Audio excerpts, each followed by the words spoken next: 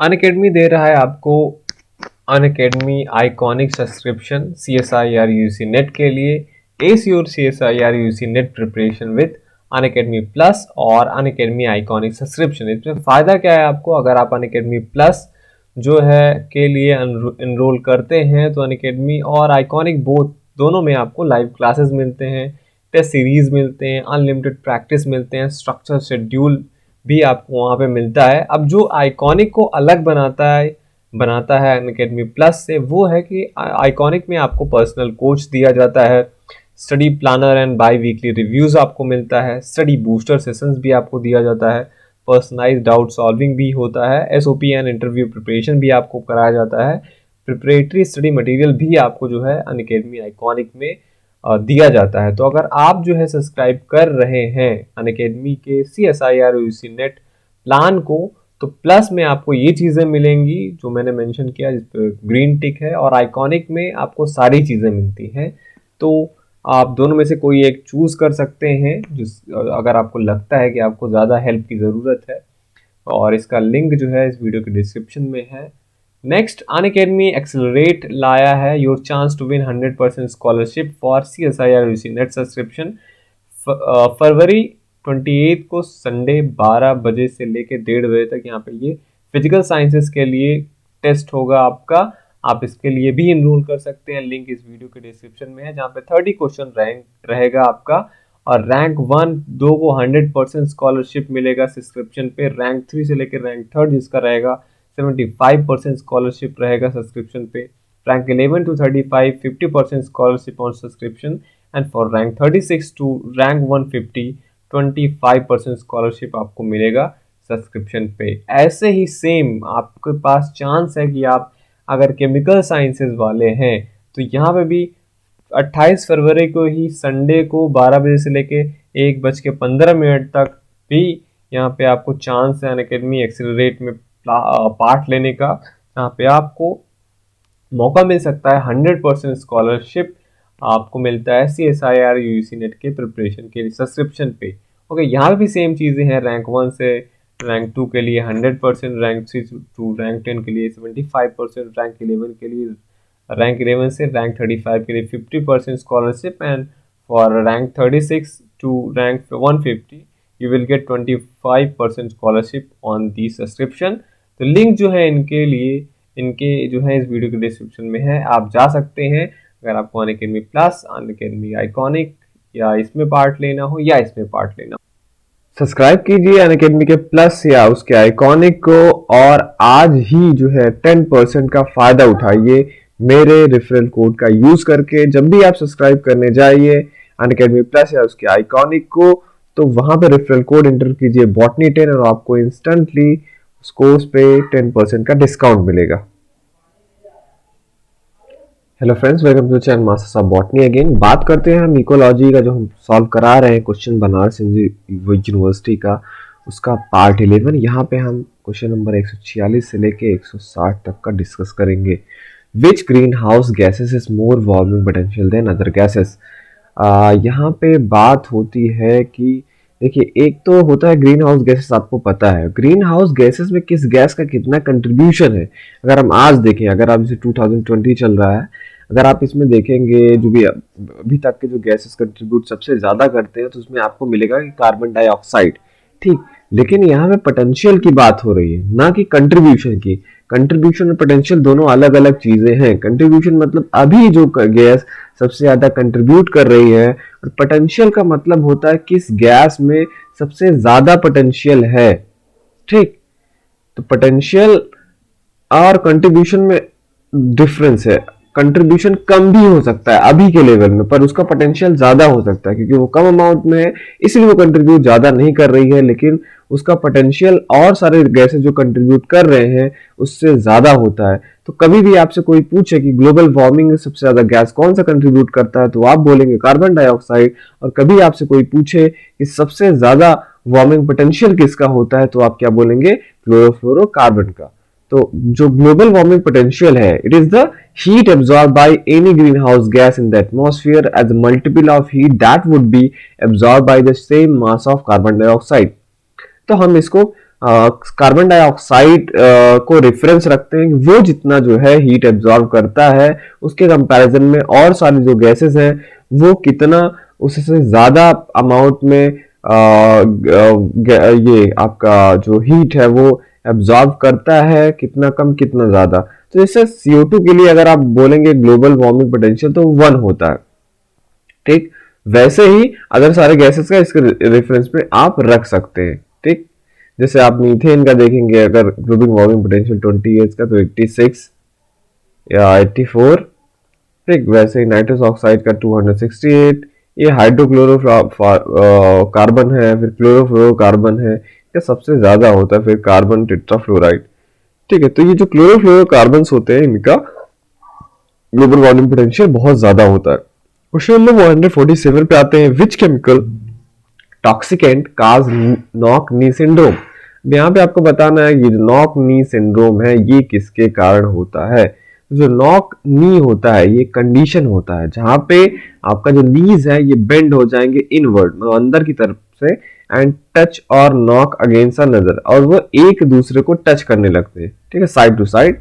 Even when a person is standing with their ankle part, अगर वो अपने ankle पे भी खड़ा हो जाए और मतलब टच करा के, ठीक, मतलब एंकल्स को टच कराता है तो वहां पे भी वो आपको मतलब साथ में दिखाएंगे, ऊपर का जो पोर्शन है आपका नी वो टच करता हुआ दिखाएगी। This places excessive force on the outer side of the knee which can cause pain and damage other over time.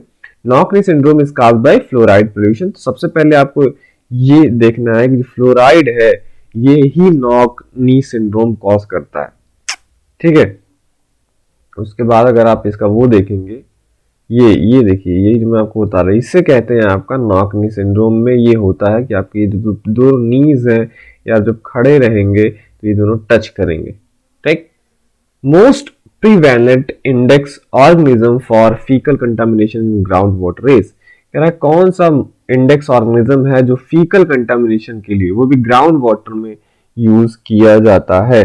तो आप देखेंगे इसमें से जो आपका ई कोलाई है वो ही आपका मोस्ट प्रिवेलेंट इंडेक्स ऑर्गेनिज्म है फीकल कंटामिनेशन के लिए ग्राउंड वाटर में अगर आपको चेक करना है। तो bacterial contamination water is measured using indicator organism, notably E. coli and enterococci, which are used as primary indicators of contamination in fresh and marine water quality, respectively. तो E. coli आपका fresh water के लिए और enterococci जो है आपका marine water के लिए है, ध्यान में रखिएगा। क्वेश्चन नंबर 149 पे आते हैं, आपसे पूछा है which particulate size is most harmful, कौन सा पार्टिकुलेट साइज आपका सबसे ज्यादा हार्मफुल होता है। तो आपने PM 2.5 का नाम सुना होगा। तो ये जो है PM 2.5 ही है और लेस, मतलब 2.5 माइक्रोमीटर उसके नाम पे ही है। Some particles less than 10 micrometre in diameter can get deep into your lungs and some may even get into your blood stream.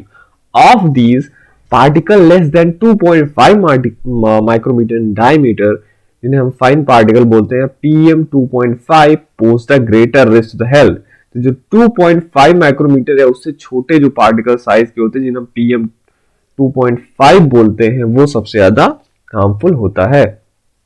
Question number 150 पे आते हैं, excessive discharge of fertilizers into water bodies result in, जो अगर आप excessive discharge करते हैं fertilisers का water bodies में तो उससे क्या होगा, cell eutrophication, death of hydrophytes और ग्रोथ ऑफ फिश। तो एक्सेसिव अगर आप फर्टिलाइजर, क्योंकि फर्टिलाइजर क्या होते हैं, न्यूट्रिएंट होते हैं, तो न्यूट्रिएंट जब आप डिस्चार्ज करेंगे वाटर बॉडीज में तो वहां पे क्या होता है आपका यूट्रोफिकेशन होता है। ओके, यूट्रोफिकेशन ग्रीक से आया है, मतलब वेल नरिश्ड, यूट्रोफस का मतलब well nourished, is a limnological term for the process by which a body of water become progressively enriched with minerals and nutrients. Okay. Water bodies with very low nutrient levels are termed oligotrophic, और ऐसे water bodies को जहां पे कम nutrient level पाए जाते हैं उनको ऑलिगोट्रॉफिक बोलते हैं। जहां पे मॉडरेट न्यूट्रिएंट होता है उनको मीजोट्रॉफिक बोलते हैं, और यूट्रॉफिक किसको बोलते हैं, जहां पे न्यूट्रिएंट रिच होता है। क्वेश्चन नंबर 151 पे आते हैं, which of the following is responsible for soil pollution. Soil pollution के लिए इनमें से कौन जिम्मेदार है, crop rotation, earthworm, organo chlorides और क्रॉप रेजिड्यू। देखिए क्रॉप रोटेशन तो आपको सजेस्ट किया जाता है, क्रॉप रोटेशन करिए, इससे सॉइल के न्यूट्रिएंट जो होंगे वो नहीं जाएंगे। एक ही टाइप के प्लांट अगर आप बार बार लगाएंगे तो वो सेम रिसोर्सेज लेते हैं सॉइल से, इससे आपकी सॉइल फर्टिलिटी जाती है, तो ये सॉइल पोल्यूशन के लिए रिस्पॉन्सिबल नहीं है। ये तो अच्छा अर्थवॉर्म भी हमारे सॉइल के एटमॉस्फेयर के लिए जो भी है उसके कंपोजिशन के लिए अच्छे हैं, एरेशन वगैरह वो किए रहते हैं उसमें। क्रॉप रेजिड्यूज भी उतना प्रॉब्लम नहीं काज करते हैं, लेकिन जो ऑर्गेनोक्लोराइड्स हैं आपके OCs, they are the group of the chlorinated compounds widely used as pesticides में होता है ये। These chemicals belong to the class of persistent organic pollutants, POPs बोलते हैं, with high persistent in the environment। तो जो आपको ऑर्गेनोक्लोराइड्स होते हैं ये आपके एनवायरमेंट में परसिस्ट करते हैं और ये सॉइल पोल्यूशन के लिए जिम्मेदार होते हैं। Question number 152, biomagnification of which one of the following pollutant cause thinning of egg cells and their premature breaking, thus resulting in decline of bird population। कह रहा है इसमें से किस पोल्यूटेंट का बायोमैग्निफिकेशन हुआ था या है जिससे एग सेल का थिनिंग हुआ था और जिससे एग जो है आपका प्रीमेच्योर मेच्योर होने से पहले उसमें ब्रेकिंग हो जाता था, उससे बर्ड का पॉपुलेशन भी डिक्लाइन हुआ है। तो इसका आंसर है आपका डीडीटी। डीडीटी जो है ये कैल्शियम मेटाबॉलिज्म जो है बर्ड्स में वो उसको डिस्टर्ब करता है। डीडीटी आपको पता है पेस्टिसाइड के रूप में हम यूज करते हैं, तो वो जब हम उसका छिड़काव करते हैं तो ये जो है बायोमैग्निफिकेशन के जरिए हायर ऑर्गेनिज्म में पहुंच जाता है। जैसे अब देखेंगे डीडीटी इन जू plankton, DDT in small fishes, फिर उस फिशेस को जो बर्ड्स खाती हैं वो हायर लेवल है, समझ लीजिए ट्रॉफिक लेवल में, तो इनमें वो पहुंच जाता है, फिर वहां पर वो जाके डिस्टर्ब करता है उनका calcium metabolism. That is why अब उनका जो एग सेल है वो थिन हो जाता है और जो उनके अंडे हैं वहां पे उनका प्रीमेच्योर ब्रेकिंग हो जाता है, जिससे कि बर्ड का पॉपुलेशन डिक्लाइन होता है। ठीक, 153 पे आते हैं। Responsible for the pollution of air, water and soil, the radioactive strontium release as a result of nuclear exposure is. कह रहा है जो एयर के, वाटर के और सॉइल के पोल्यूशन के लिए जिम्मेदार है ऐसा रेडियो एक्टिव स्ट्रोंटियम है, वो न्यूक्लियर एक्सप्लोजन से जो है रिलीज हुआ था। कौन सा है? स्ट्रोंटियम 90, स्ट्रोंटियम 80, 85 और 95। तो आप हमेशा से याद रखिएगा 90 वाला जो है ये रेडियो एक्टिव स्ट्रोंटियम आपका रिलीज हुआ था न्यूक्लियर एक्सप्लोजन के टाइम पे। Which one of the following pair is correctly matched? आपको यहाँ पे बताना है। सल्फर डाइऑक्साइड का टीथ से कोई रिलेशन नहीं है, फ्लोराइड पोल्यूशन का भोपाल गैस ट्रेजेडी से रिलेशन नहीं है, उधर एमआईसी रिस्पॉन्सिबल है। मेथिल आइसोसाइनाइड, मेथिल आइसोसाइनाइड का एसिड रेन से नहीं वो कनेक्शन है, सल्फर डाइऑक्साइड का एसिड रेन से कनेक्शन है। और आपका ओजोन डिप्लीशन, स्किन कैंसर, ये जो मैच है ये करेक्ट है। ओजोन डिप्लीशन होगा तो यूवी रेडिएशन आपका अर्थ पे आएगा और उससे स्किन कैंसर के चांसेस ज्यादा हैं। 155 पे आते हैं। Water body algal Bloom is the indicator of. देखिए पूछ रहा अगर वाटर बॉडी में आपको एल्गल ब्लूम दिखता है, एल्गी का ब्लूम होता है, मतलब उनका आप कह लीजिए लग्जरियंट ग्रोथ, तो वो किसका इंडिकेशन है? न्यूट्रिएंट इनरिचमेंट का, उस वाटर बॉडी का, या वाटर बॉडी में ऑलिगोट्रॉफिक कंडीशन है, पोल्यूशन ड्यू टू पेस्टिसाइड है, या पोल्यूशन ड्यू टू मेटल्स है। तो अगर किसी वाटर बॉडी में एल्गल ब्लूम होता है तो वो इंडिकेटर है कि उस वाटर बॉडी का न्यूट्रिएंट इनरिचमेंट हुआ है और वो न्यूट्रिएंट इनरिचमेंट के कारण ही वहां पे एल्गी का ब्लूम होता है। तो यूट्रोफिकेशन आपने पढ़ा होगा, वही प्रोसेस है ये। यहाँ पे यूट्रोफिकेशन में क्या होता है? वाटर बॉडी का न्यूट्रिएंट एनरिचमेंट होता है जहां पे excessive plant and algal growth होता है due to increased availability of one or more elementary growth factor needed for photosynthesis, जैसे कि sunlight, carbon dioxide and nutrient fertilizers। 156 पे आते हैं। In big cities air pollution is due to. बड़े cities में क्या होता है? एयर पोल्यूशन पूछा है किसके कारण होता है? Burning of fossil fuel, thermal power, सीवेज और एस2एस।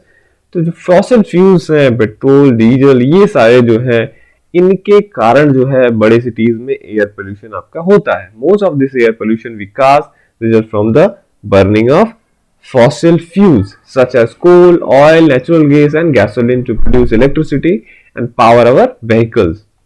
157 peroxyethyl nitrate pan जो होता है मैंने आपको बताया था secondary pollutant है, is formed in the atmosphere by the reaction of acetyl peroxy radical with। pan जो बनता है ये किससे बनता है? जब एसिटल पेरोक्सी रेडिकल इंटरेक्ट करता है आपका NO2 से। ओके, देखिए पैन क्या है? PANs are the secondary pollutant from peroxy radicals and NO2। 158 पे आते हैं। MIC and Chernobyl tragedies occurred at, कहाँ पे हुआ था? तो MIC आपको पता है 1984, आप डेट नहीं भूलेंगे, भोपाल में हुआ था। मिथिल आइसोसाइनाइड जो भोपाल गैस ट्रेजेडी हुआ था। चेरनोबिल ट्रेजेडी जो हुआ था ये हुआ था यूक्रेन में, कब? 1986 में। 159 पे आते हैं।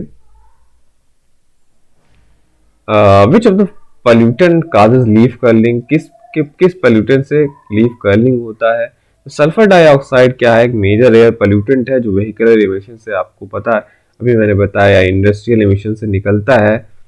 सो इसका प्लांट के लीफ पे बहुत बुरा प्रभाव पड़ता है। वहां पे ये bleaching of the chlorophyll pigment cause करता है, जहाँ पे क्लोरोसिस होता है और इनवर्ड कर्लिंग होता है लीव्स का अलोंग द मार्जिन, उनका प्रीमैच्योर फॉल भी होता है। So the gas is responsible for leaf curling is SO2। Question number 160 पे आते हैं। Which of the following is produced by a reaction of ultraviolet radiation?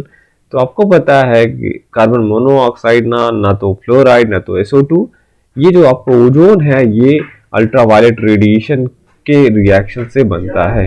Okay, जहाँ पे आप देखेंगे जो ओजोन है, जो ऑक्सीजन है, अल्ट्रावायलेट उससे रिएक्ट करता है और फिर बनाता है आपका ओजोन। तो ये था आपका अभी 15 क्वेश्चन। आप देख रहे थे मास्टर्स ऑफ बॉटनी। आगे भी हम जो है सोल्यूशन लेके आते रहेंगे। देखते रहिए masters of botany and thank you for watching this video.